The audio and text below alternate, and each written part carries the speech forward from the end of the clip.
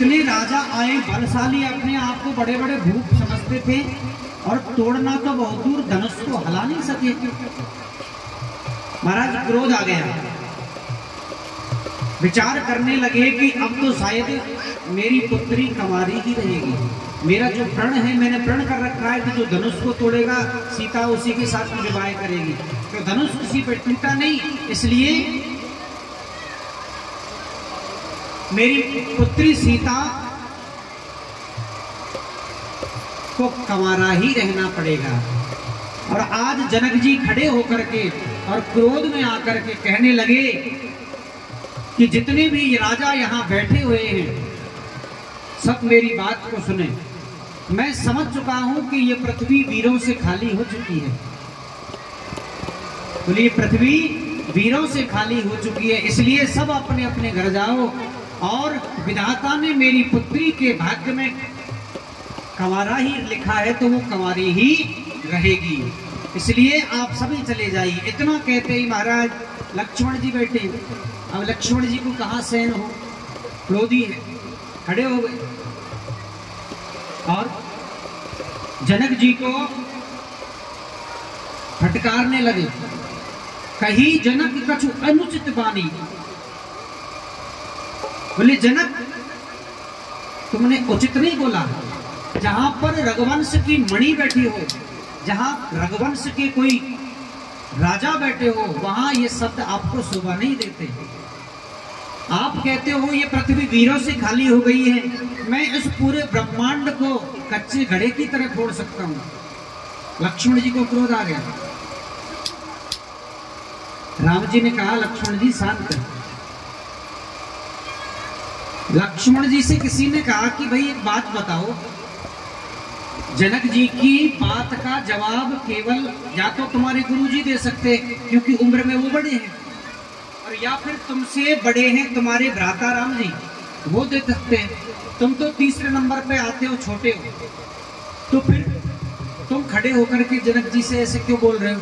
और जनक तो तुम्हारे पिता के समान है उम्र में, तो फिर जनक जी से ना तुमने जी बोला ना सम्मान लिया, डायरेक्ट जनक बोल दिया कि अरे जनक तुमने ये शब्द अच्छा नहीं बोला। बोले, यहाँ पद की और उम्र की बात नहीं है, तो बोले यहाँ सम्मान की बात है, रक्षा करने की बात है। बोले कैसे? बोले राम कौन है? ये जो यज्ञ धनुष यज्ञ में बैठे हुए ये कौन है? बोले रघुकुल के मणि, रघुकुल मणि। लक्ष्मण जी ने कहा कि जब वो रघुकुल के मणि है तो हम क्या है? बोले हम हैं फड़ी, हम शेषनाग है। और जब शेषनाग की फड़ी पर कोई आंच आती है तो शेषनाग अपना फड़ खड़ा करके खड़ा हो जाता है, उठा करके खड़ा हो जाता है। इसलिए लक्ष्मण जी ने कहा कि यहाँ कोई बड़ा छोटा नहीं, यहाँ केवल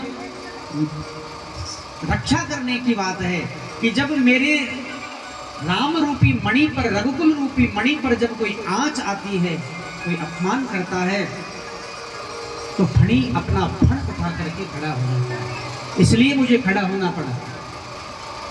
कहीं जनक कछु अनुचित बात। अब लक्ष्मण जी देखिए, जनक जी भी बड़े विवेकी आदमी मानते हैं। जनक जी जैसा विद्वान कोई था ही नहीं, इतने विद्वान थे जिन्होंने, जनक विदेह जिसका नाम है, जिन्होंने कभी अपने शरीर को शरीर नहीं माना। विदेह किसे कहते हैं? विदेह, देह यानी शरीर, जिसने अपने शरीर को कभी माना ही नहीं, उसे कहते हैं विदेह। सुखदेव जी महाराज को परीक्षा लेने के लिए जनक जी के पास में जाना पड़ा। इतने बड़े विवेकी ज्ञानी थे। उन्होंने पहले ही विचार कर लिया था। क्या विचार किया था? कि इस धनुष को केवल इस पूरी सभा में एक ही तोड़ सकता है, वो है राम जी। लेकिन राम जी को खड़ा कैसे करें? राम जी क्या है? बोले राम जी है रघुकुल की पताका। पताका यानी झंडा। एक चौपाई आई है कि रघुपति कीर्ति विमल पताका। और लक्ष्मण जी क्या है? बोले दंड समान भयों जस जाका। रघुपति क्या है? बोले सूर्य वंश की पताका है। पताका यानी झंडा। और लक्ष्मण जी क्या है? बोले दंड समान भयों जस जाका।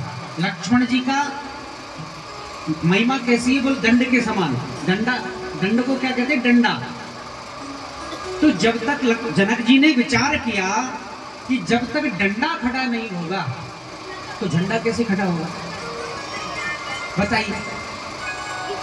आप झंडे को हाथ में लेके करते रहो, झंडा ऊंचा हमारा सदा रहेगा, झंडा ऊंचा सदा, लेकिन जब तक डंडा नहीं होगा तो झंडा खड़ा कैसे होगा? तो जनक जी ने विचार किया कि पहले डंडे को ही खड़ा करें, लेकिन डंडा खड़ा कैसे होगा? बोले कुछ अनुचित वाणी बोल दो, खड़ा हो जाएगा। तो जनक जी ने खड़े होकर के कुछ ऐसे शब्द बोल दिए कि लक्ष्मण जी को क्रोध आया, खड़े हो गए। अब जैसे लक्ष्मण जी खड़े हुए, राम जी ने कहा कि भैया शांत। तब उनके गुरु ने कहा कि राम, अब तुम्हारा समय आ चुका है, खड़े हो और धनुष को भंग करिए। तब राम अपने गुरुदेव के और अपने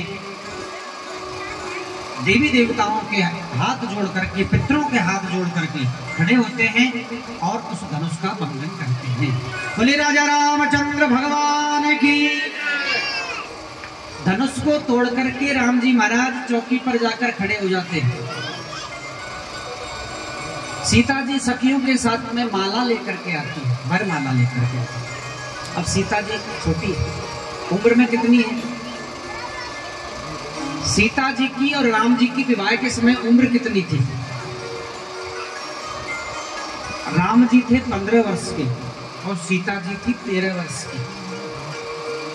13 वर्ष की उम्र में सीता जी का विवाह हुआ था। आप वाल्मीकि रामायण में इसको पढ़ना, या आनंद रामायण जो आती है मुंबई वाली, उसमें आप पढ़ना इस बात को। रामचरितमानस में नहीं है, तुलसीदास कृति। प्रेम से बोलिए राधे राधे। तो महाराज सीता जी है छोटी, अब राम जी थोड़े बड़े हैं और वैसे भी चौकी पे जाके खड़े हुए। अब माला पहना है कैसे? सीता जी ने सखियों की तरफ देखा। सखी राम जी से कहने लगी कि प्रभु तनिक नीचा हो जाओ, हमारी सीता जी आपको वरमाला पहना दे। राम जी ने कहा, बोले बिल्कुल नहीं। बोले हम बिल्कुल किसी दूसरे के यहाँ आकर के नीचा हो ही नहीं सकते, अपनी गर्दन झुका दे, हम रघुकुल के शिरोमणि हैं, हम कैसे गर्दन झुका दे। सखिया कहने लगी, प्रभु राम जी, बोले ससुराल एक ऐसी जगह होती है जिसमें अच्छे अच्छे सर झुका देते हैं। प्रेम से बोलिए राधे राधे। हाँ, ससुराल एक ऐसी जगह होती है जहाँ अच्छे अच्छे झुक जाते हैं। बोले आप तो क्या चीज हो? बोले बिल्कुल नहीं झुकेंगे। लक्ष्मण जी से कहा सखियों ने कि छोटे भैया तनिक राम जी से कह दो, वो झुक जाए तो तुम्हारी भी हम कुछ करवाएं, शादी विवाह का तुम्हारा भी चक्कर चलवा देंगे। लक्ष्मण जी कहने लगे कि बड़े भैया है, हम सामने नहीं बोलते, कैसे कहें? तो सीता जी ने लक्ष्मण जी की तरफ इशारा किया कि आप शेषनाग के अवतार हो, थोड़ा पृथ्वी को उठा दो जिससे तुम्हारी भाभी तुम्हारे भाई के वरमाला पहना दे। लक्ष्मण जी हाथ जोड़ करके, मनी मन इशारा हो रहा है, बोलने नहीं। लक्ष्मण जी मनी मन इशारा करके कह रहे हैं कि माता जी उठा तो देता, लेकिन मैं उठाऊंगा तो पूरी पृथ्वी उठेगी। अब पूरी पृथ्वी पर आप भी हो और राम जी भी हैं, तो वो तो वही वाली बात हो गई। फिर उठाना नहीं उठाना एक ही बात, क्या करें? तो सखी दौड़ करके अपने गुरुजी के पास में गई। गुरुजी से कहने लगी, गुरुजी अपने चेलवे राम से बोलो ना थोड़ा झुक जाए, हमारी सखी, हमारी जो सीता है वो सुकोमल है और माला में वजन ज्यादा है, परेशान हो रही है। गुरुजी ने कहा कि देखो भाई, महात्माओं का काम, दाढ़ी वालों का काम केवल यहाँ तक था। अब शादी विवाह में दाढ़ी वाले नहीं, बोले शादी विवाह में साड़ी वालों को काम है, हमारा काम नहीं है। फिर सखिया सीधी जनक जी के पास में गई, महाराज आप ही राम जी से, प्रभु से कहिए थोड़ा झुक जाए। जनक जी ने कहा कि ये गलत बात, किसी दूसरे राज्य के राजकुमार को हमारे घर आकर के झुकने के लिए कहे, ये तो अपमान हो। अब क्या करें? तो महाराज लक्ष्मण जी ने एक युक्ति निकाली। क्या युक्ति निकाली? सखियां सुंदर गा रही हैं, वैसे पूरा तो याद नहीं है, छोटा सा गाएंगे। अरे झुके जइयो तनिके रघुबीर, लली मेरी छोटी सी, झुकी जइयो तनिक रघुबीर लली मेरी छोटी सी, झुकी जइयो तनिक रघुबीर लली मेरी छोटी सी, जियो तनिक मेरे राम लली मेरी छोटी सी, झुकी जइयो तनिक राम लली मेरी छोटी सी। अरे छोटी सी मारी छोटी सी, छोटी सी अरे छोटी सी, जियो तनिक रघुबीर सिया जी मारी छोटी सी, तनिक मोरे मेरी छोटी। हरि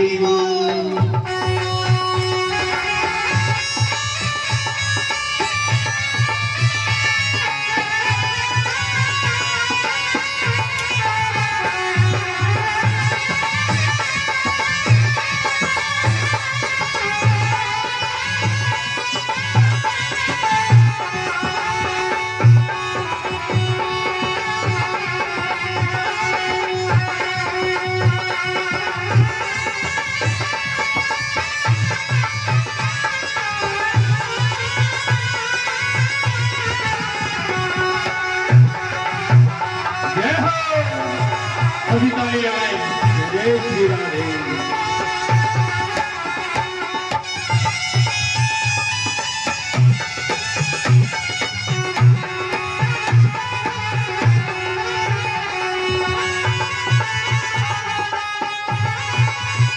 झुकी जइयो तनिक रघुबीर सिया जी मेरी छोटी सी, झुकी जइयो तनिक रघुबीर सिया मेरी छोटी सी।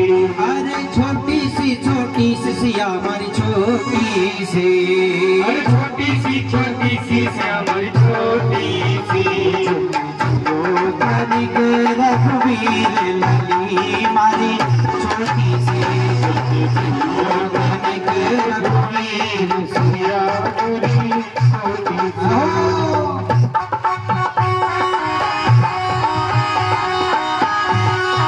ताली भाई सभी ताली। जय सीताराम।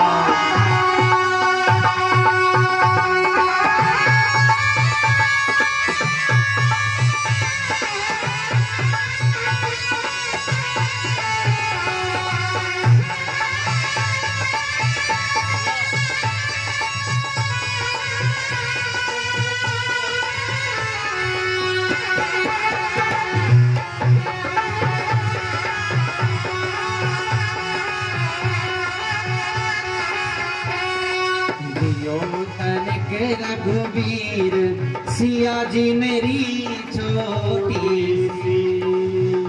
बोले राजा रामचंद्र भगवान की।